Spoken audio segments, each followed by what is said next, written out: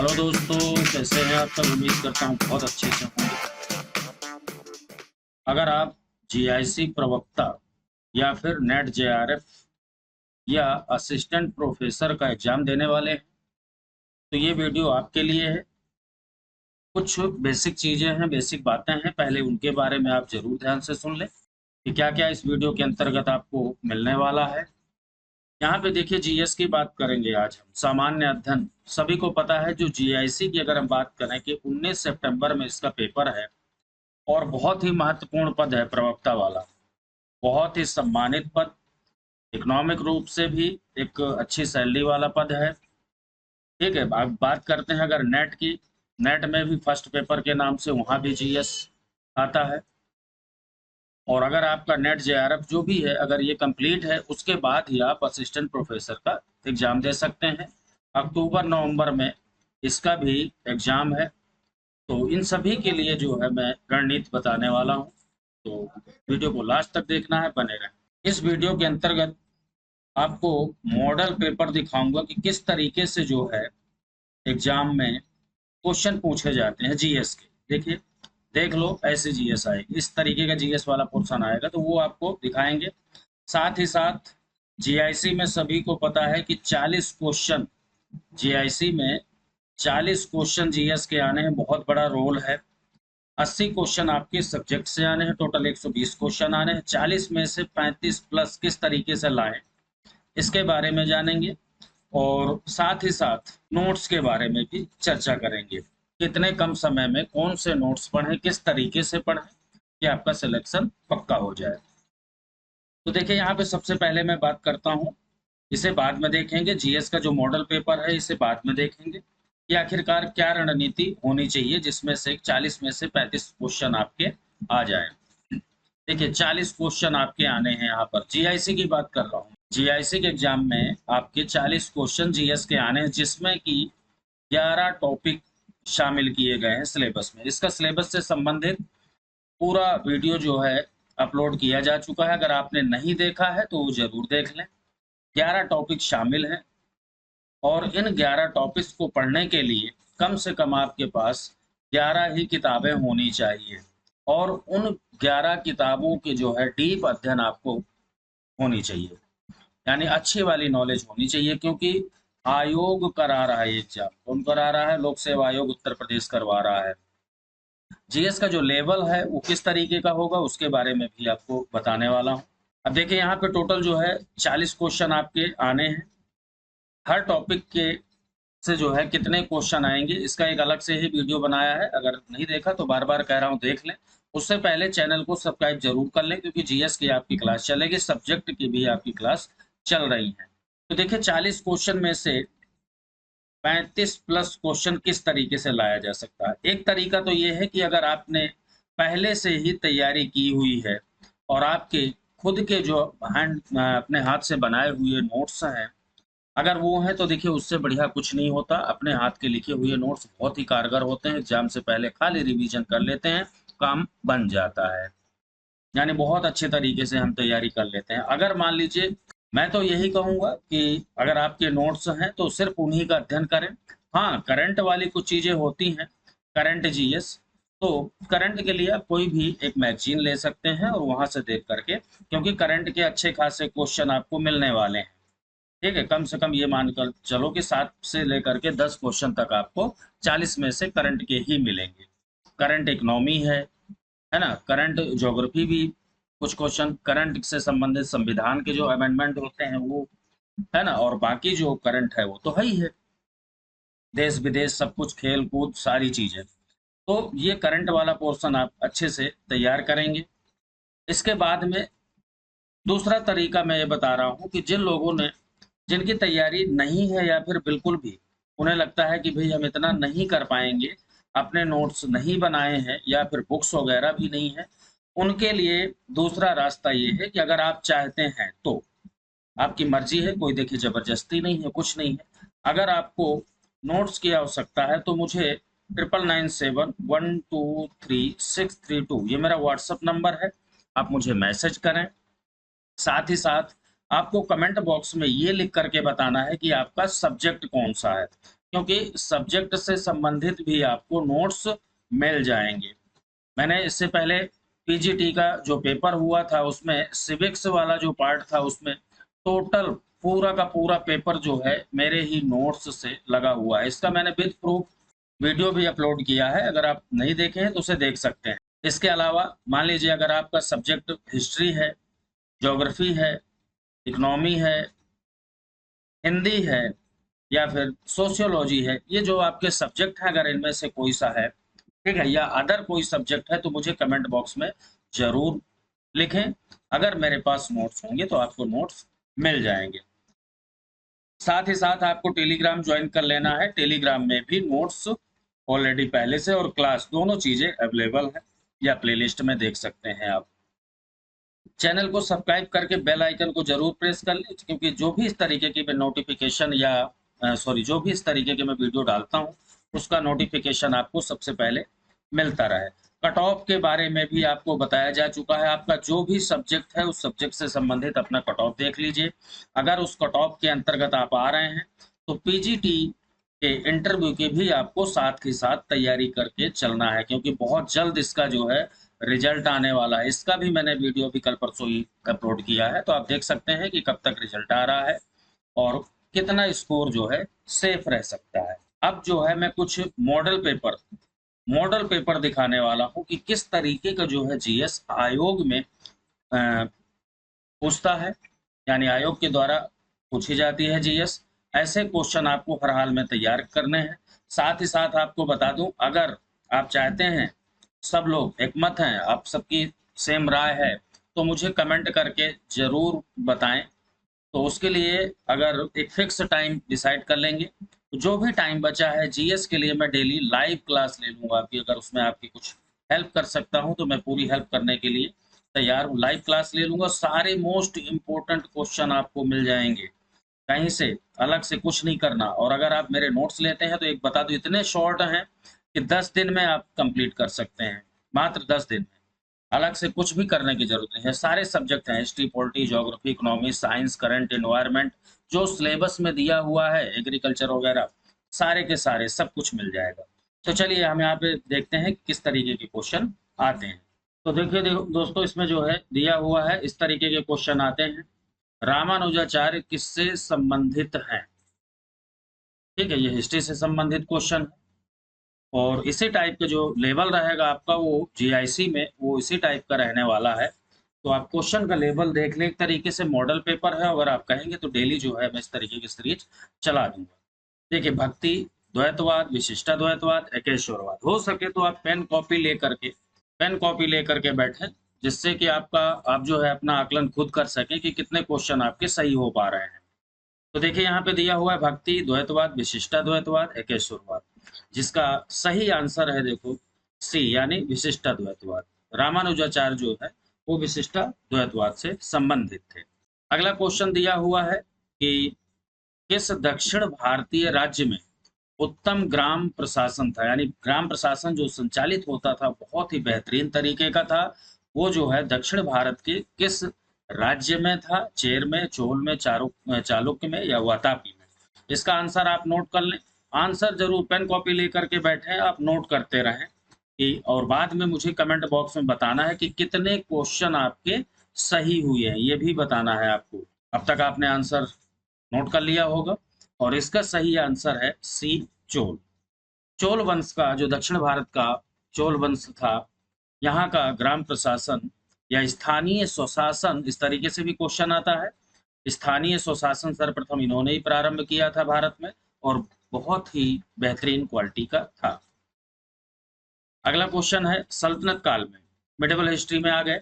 सल्तनत काल के अधिकांश अमीर एवं सुल्तान किस वर्ग से थे? यहाँ पे वर्ग लिखा हुआ है। आंसर आप फटाफट अपना नोट कर लीजिए, किस वर्ग से थे? तुर्क थे, मंगोल थे, तातार थे या फिर अरब? सल्तनत काल में दिल्ली सल्तनत की बात की जा रही है, और जो अमीर पद होता था, सुल्तान होते थे, राजा, ये जो है किस वर्ग के आते थे? आपने आंसर नोट कर लिया होगा, और इसका सही आंसर है ए, तुर्क वर्ग से संबंधित थे। अगला क्वेश्चन है मोहम्मद गौरी के किस दास ने बंगाल एवं बिहार पर विजय प्राप्त की थी? बंगाल और बिहार इन दोनों प्रांतों पर विजय प्राप्त की थी किसने? मोहम्मद गौरी के एक दास ने। उस दास का मतलब गुलाम। उस गुलाम का नाम बताना है। कुतुबुद्दीन ऐबक, इल्तुतमिश, बख्तियार खिलजी या फिर यालदौज। इनमें से आपके अकॉर्डिंग कौन सा सही आंसर है, वो आंसर आप नोट करें और कमेंट बॉक्स में मुझे जरूर बताएं कि आपके कितने क्वेश्चन सही हुए हैं। चैनल से अगर अभी तक आपने जुड़े नहीं है तो प्लीज जुड़ करके और बेल आइकन को जरूर प्रेस कर लें, जिससे आने वाले सभी नोटिफिकेशन आपको मिलते रहें। और इसका सही आंसर है सी। अगला क्वेश्चन है, इस्तमरारी बंदोबस्त किसने लागू किया? इस्तमरारी बंदोबस्त किसने लागू किया? ये जो है मोस्ट इंपोर्टेंट क्वेश्चन है और इसके बारे में आपको बताना है कि इसका सही आंसर क्या है। बेलेजली, Warren Hastings, Lord Cornwallis, Lord Dufferin, इनमें से कौन सा सही है वो आपको बताना है। ठीक है, आपने नोट कर लिया होगा आंसर। मॉडर्न हिस्ट्री में आ चुके हैं एक तरीके से हम। तो इसका जो सही आंसर है वो है लॉर्ड कॉर्नवालिस। ठीक है, स्थायी बंदोबस्त के नाम से भी इसे जाना जाता है, याद रखना, स्थायी बंदोबस्त। और इसे जो है कॉर्नवालिस ने 1793 ईस्वी में लागू किया था। अगले क्वेश्चन की तरफ चलते हैं। नेक्स्ट क्वेश्चन ये रहा, नेहरू राष्ट्रभक्त हैं जबकि जिन्ना राजनीतिक। ये जो कथन है यानी स्टेटमेंट है, ये किसका है वो आपको बताना है। नेहरू राष्ट्रभक्त हैं जबकि जिन्ना राजनीतिक, इस किसका स्टेटमेंट है? सरदार पटेल, मोहम्मद इकबाल, महात्मा गांधी, मौलाना अबुल कलाम आजाद। जी हाँ, इसका सही आंसर आपने नोट कर लिया होगा। स्टेटमेंट है ये और इस तरीके के क्वेश्चन भी आयोग के द्वारा पूछे जाते हैं। अगर इस लेवल की आपकी तैयारी है तो कोई दिक्कत नहीं है। 35 या 35 प्लस क्वेश्चन आपके कहीं नहीं गए, बिल्कुल बड़े आराम से आपको इतने क्वेश्चन मिल जाएंगे। और इसका सही आंसर है मौलाना अबुल कलाम आजाद। नेक्स्ट क्वेश्चन है, महात्मा गांधी के राम राज्य के युगल सिद्धांत कौन थे? युगल सिद्धांत, गांधी जी के युगल सिद्धांत किसके लिए? राम राज्य के लिए। सही साधन व सही लक्ष्य, यानी सही सही प्रकार का साधन और उसी तरीके का साध्य। दूसरा है अस्पृश्यता व मध्य निषेध, खादी व चरखा, सत्य और अहिंसा। चार ऑप्शन दिए हैं, अपना आंसर फटाफट नोट करें, इसके बाद फिर मैं आंसर बताता हूं। और इसका सही आंसर है डी, सत्य एवं अहिंसा। राम राज्य का जो प्रमुख युगल सिद्धांत था वो था सत्य और अहिंसा पर गांधी जी ने सबसे अधिक बल दिया है। सुनहर मोस्ट इंपोर्टेंट क्वेश्चन है, ज्योग्राफी में आ गए हम लोग। हर टॉपिक को कवर किया है मैंने, जो कि जीआईसी एग्जाम में जहां से क्वेश्चन पूछे जाने, जो आपके सिलेबस में दिया हुआ है। सुनहर किसे किसे जोड़ती है? ये आंसर है तुरान और ओंटारियो, बंगाल और त्रिपुरा को, सुपीरियर और मिशिगन को, सुपीरियर और ह्यूरन झील को। इनमें से कौन सा सही है वो आपको बताना है सुनहर के बारे में। टेलीग्राम से जरूर जुड़ जाएं सभी लोग। और अगर व्हाट्सएप ग्रुप में जुड़ना चाहते हैं तो 9997123632 आप मुझे यहाँ पर मैसेज करेंगे, आपको जीएस के व्हाट्सएप ग्रुप में ऐड कर दिया जाएगा। इसका सही आंसर है डी, सुपीरियर और ह्यूरन झील को जोड़ती है वो है सुनहर, ये अमेरिका में है। चलिए, आकस्मिकता निधि को राष्ट्रपति कैसे व्यय कर सकता है ये बताना है आपको। इसके बारे में आपको सही आंसर बताना है। राष्ट्रीय संकट के समय, संसदीय स्वीकृति के समय, संसदीय स्वीकृति से पूर्व या फिर व्यय नहीं कर सकता, ये आपको बताना है। तो इसका सही आंसर है दोस्तों वो है सी, संसदीय स्वीकृति से पूर्व जो आकस्मिक निधि होती है उसके लिए राष्ट्रपति को संसद से जो है परमिशन लेने की किसी तरीके की आवश्यकता नहीं होती। राष्ट्रपति के अंडर में ही होता है ये और वही खर्च कर सकता है जब भी उसे आवश्यकता समझ में आती है राष्ट्रहित में। निम्नलिखित में से प्रत्यक्ष कर कौन सा है ये बताना है आपको। प्रत्यक्ष कर, इकोनॉमी के क्वेश्चन पे आ गए हम। इससे पहले संविधान वाला क्वेश्चन था वो आकस्मिक निधि वाला। आयकर, उत्पादन कर, चुंगी कर, बिक्री कर, कौन सा प्रत्यक्ष कर है वो आपको बताना है। इसका सही आंसर है दोस्तों, आपने नोट कर लिया होगा, सही आंसर है आयकर। डायरेक्ट टैक्स जो है इनकम टैक्स है। नेक्स्ट क्वेश्चन है कि दीर्घ रेडियो तरंगें पृथ्वी की किस सतह से परावर्तित होती हैं?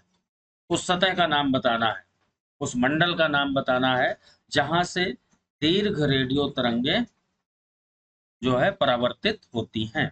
क्षोभ मंडल, आयन मंडल, क्षोभ सीमा और समताप मंडल।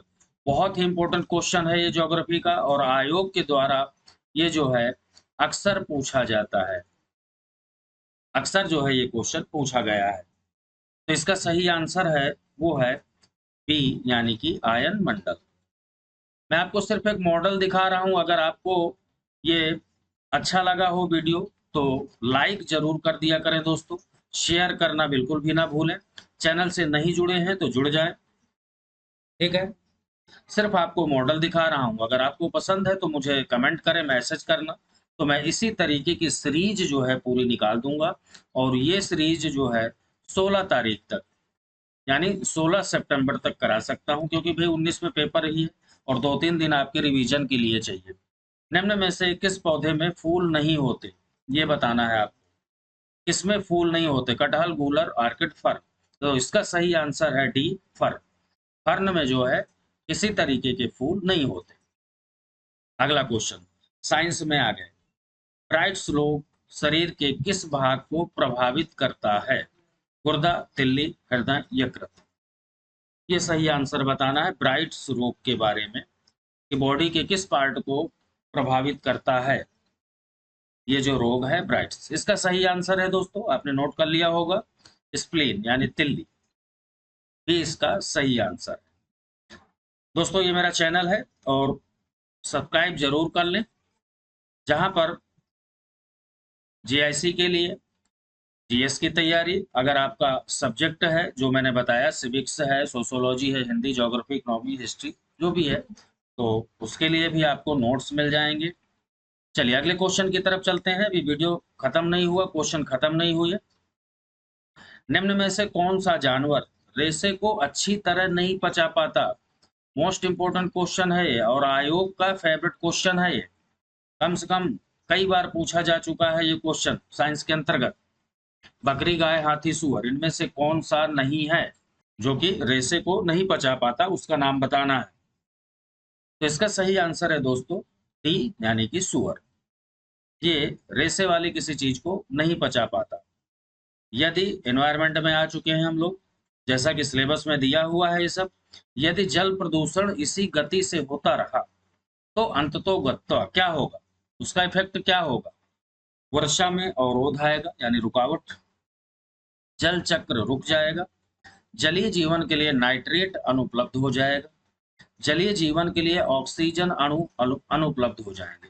अच्छे से आंसर सोचिए, उसके बाद फिर अपना आंसर नोट करिए, फिर मैं बताता हूँ। अगर वीडियो को शुरू से नहीं देखा है दोस्तों तो वीडियो को शुरू से जरूर देखें, क्योंकि मेन बात तो मैंने शुरू में ही बताया है। तो इसका सही आंसर है दोस्तों, आपने नोट कर लिया होगा डी, ऑक्सीजन के अणु जो है, कण जो है वो समाप्त हो जाएंगे जल प्रदूषण के कारण। अगला क्वेश्चन है दुर्घटना हेतु तैयारी। ये जो कथन है ये किससे संबंधित है? George Bush, Saddam Hussain, WHO या फिर राज्य सड़क परिवहन निगम। किसका स्टेटमेंट है, किसका लोगो है, इस तरीके से पूछता है ये बताना है आपको। ये जो आता है ये क्वेश्चन है, ये एक तरीके से विविध के अंतर्गत है, याद रखना। ऐसे टॉपिक विविध के अंतर्गत, स्लोगन वगैरह है, इस तरीके जो पूछे जाते हैं ये विविध के अंतर्गत आता है। इसका सही आंसर आपने नोट कर लिया होगा, और इसका सही आंसर है विश्व स्वास्थ्य संगठन, डब्ल्यूएचओ की टैगलाइन है ये। अगला देखिए क्वेश्चन यूपीजीएस। यूपीजीएस भी आपका पूरा ही आएगा, ठीक है। और यूपीजीएस का मैंने कुछ नोट्स और वीडियो भी अपलोड किया है, अगर आपने नहीं देखा तो आप देख सकते हैं। टेलीग्राम में इन सबका लिंक मिल जाएगा और नोट्स भी मिल जाएंगे। केंद्रीय औषधि शोध संस्थान ये कहाँ है? केंद्रीय औषधि शोध संस्थान कहाँ है? दिल्ली, शिमला, लखनऊ, हैदराबाद, इनमें से आपको बताना है कहाँ है। तो दोस्तों इसका सही आंसर है वो है आपका लखनऊ, ठीक है। यूपीजीएस से संबंधित क्वेश्चन है और ये मोस्ट इंपोर्टेंट है। 8-10 इंस्टीट्यूट हैं, ये मैंने पूरा वीडियो कराया है। यूपी के संस्थान ऐसे करके, यूपी के संस्थान, वो चाहे सेंट्रल लेवल का संस्थान हो या स्टेट लेवल का, ये पूरे संस्थान, यहाँ से एक क्वेश्चन आपको जरूर मिलता है। तो ये वाला टॉपिक आप अच्छे से कंप्लीट करें, चाहे आप खुद से करें या मेरे चैनल से कर सकते हैं, ये आपकी मर्जी है, लेकिन ये टॉपिक करना होगा। कई बार जो है गन्ना अनुसंधान, दलहन है, चारा है, इस तरीके के क्वेश्चन, सब्जी वाला है, ये संस्थान जो है पूछे जाते हैं और ये सब यूपी में ही है। संयुक्त राज्य अमेरिका उपग्रह प्रक्षेपण केंद्र कहाँ स्थित है? ज्योग्राफी। चलिए, ये इससे संबंधित question. Alamos, Los Angeles, Cape Verde, Cape Kennedy, कहाँ पे स्थित है अमेरिका का जहां से उपग्रह छोड़े जाते हैं? वो केंद्र जो है अमेरिका में कहाँ पे है, ये क्वेश्चन पूछा गया है। तो इसका सही आंसर है दोस्तों, वो है डी, केप कैनेडी। अगला क्वेश्चन देखो, दिया हुआ है कि राष्ट्रीय ग्रामीण विकास संस्थान कहाँ है? मोस्ट इंपोर्टेंट है ये। राष्ट्रीय ग्रामीण विकास संस्थान, एग्रीकल्चर के अंतर्गत कह लो इस क्वेश्चन को या इकोनॉमी के अंतर्गत कह लो, वहां से संबंधित है ये। पटना, दिल्ली, हैदराबाद, शिमला, इनमें से कहाँ है वो आपको बताना है। नोट कर लिया होगा आपने आंसर, इसका सही आंसर है सी, हैदराबाद। जी हाँ, हैदराबाद में है। नेक्स्ट क्वेश्चन है, रेलवे स्टॉप कॉलेज कहाँ है, कहाँ स्थित है? ये भी बहुत ही ज्यादा इंपॉर्टेंट क्वेश्चन है और ऐसे क्वेश्चन ही आयोग पूछता है। तो इसका आंसर आपको बताना है, मद्रास, बड़ौदा, इलाहाबाद, हैदराबाद। दोस्तों, इस वीडियो के अंतर्गत मैंने करंट शामिल नहीं किया है, करंट के क्वेश्चन शामिल नहीं किए हैं। अगर आप कहेंगे तो उसे भी ऐड कर दिया जाएगा, यानी पूरी तरीके से सेम उसी तरीके के मॉडल पेपर जैसा कि जीआईसी में 40 क्वेश्चन आपके पूछे जाने हर टॉपिक से, उसी एवरेज के हिसाब से, उसी अनुपात के हिसाब से जो है आपको ये चीजें मिल जाएंगी। चलिए, इसका आंसर आपको जो है मैं बता दे रहा हूँ, आपको तो खैर पता होगा, आपने नोट कर लिया होगा, जिसे नहीं पता वो नोट कर ले। इसका सही आंसर है बी, यानी कि बड़ौदा। अगला क्वेश्चन है, विदेश में सर्वप्रथम, विदेश में, देखिए क्वेश्चन को ठीक से पढ़ने में भी बहुत से लोग गलतियां कर देते हैं। आते हुए क्वेश्चन पीजीटी में 5 से 7 क्वेश्चन लोगों ने गलत किया है, वो गलती नहीं करनी हमें यहाँ पर। जो गलती आपने की है उसे बार बार सुधार करें। सुधार करने का बेस्ट तरीका होता है प्रैक्टिस। दोस्तों, प्रैक्टिस, जितनी ज्यादा प्रैक्टिस आप कर लेंगे तो कम से कम आते हुए क्वेश्चन आपके गलत नहीं होंगे। तो देखिए, कह रहा है विदेश में सर्वप्रथम भारत महोत्सव कहाँ आयोजित हुआ? ब्रिटेन, अमेरिका, फ्रांस, सोवियत संघ। दोस्तों, अगर अभी तक वीडियो को लाइक नहीं किया है तो प्लीज वीडियो को लाइक जरूर कर दिया करें, शेयर करना भी बिल्कुल भी ना भूलें। टेलीग्राम का जो लिंक है वो आपको इसी वीडियो के डिस्क्रिप्शन बॉक्स में मिल जाएगा, तो आप वहां से डायरेक्ट जुड़ सकते हैं, या फिर जो मैंने व्हाट्सएप नंबर दिया है उसके थ्रू आप जो है मुझे मैसेज करेंगे और आपको जोड़ दिया जाएगा। नोट्स के लिए भी आप मुझे व्हाट्सएप सिर्फ मैसेज ही करें, कॉल रिसीव नहीं कर पाता, टाइम नहीं होता, तो मैसेज कर दें और जो है आपको मिल जाएंगे। तो दोस्तों, इसका जो सही आंसर है वो है ए, ब्रिटेन, 1982। बहुत अच्छे से नोट कर लेना, ध्यान दे लेना, ये पहली बार नहीं है, कई बार क्वेश्चन पूछा जा चुका है कि सर्वप्रथम विदेश में पहली बार भारत महोत्सव। तो दोस्तों, इस तरीके के देखिए क्वेश्चन मैंने एक प्रयास किया है। कैसा लगा वीडियो ये जरूर बताएं आप कमेंट करके, और आगे किसी तरीके के सुधार की अगर कोई गुंजाइश है या आवश्यकता है या कुछ मैं आपके लिए हेल्प कर सकता हूं, तो उसके बारे में भी आप मुझे जरूर कमेंट करके बताएं।